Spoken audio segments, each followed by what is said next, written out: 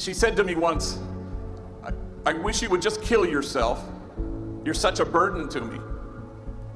He said, I think I was 9 when my mom drove me down to the deepest part of Baja California. And she walks me up to an orphanage and she knocks on the door, and the guy comes to the door and she says, I found this kid. And she left me there for 90 days until my grandmother could get out of her where she had dumped me, and my grandmother came and rescued me. My mom beat me every single day of my elementary school years with things you could imagine and a lot of things you couldn't. Every day my back was bloodied and scarred. In fact, I had to wear 3 t-shirts to school each day. First t-shirt because the blood would seep through, and second t-shirt you could still see it. Finally, the third t-shirt you couldn't see any blood. Kids at school, they'd make fun of me. Hey fool, it's 100 degrees. Why are you wearing 3 t-shirts? And then he stopped speaking, so overwhelmed with emotion. And he seemed to be staring at a piece of his story that only he could see.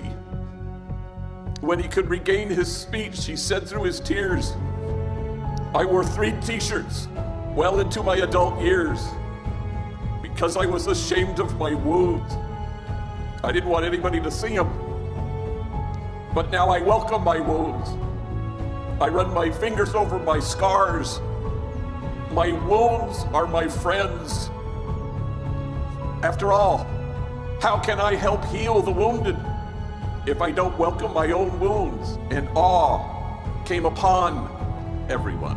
The measure of our compassion lies not in our service of those on the margin, but only in our willingness to see ourselves in kinship with them. You have to brace yourselves because people will accuse you of wasting your time.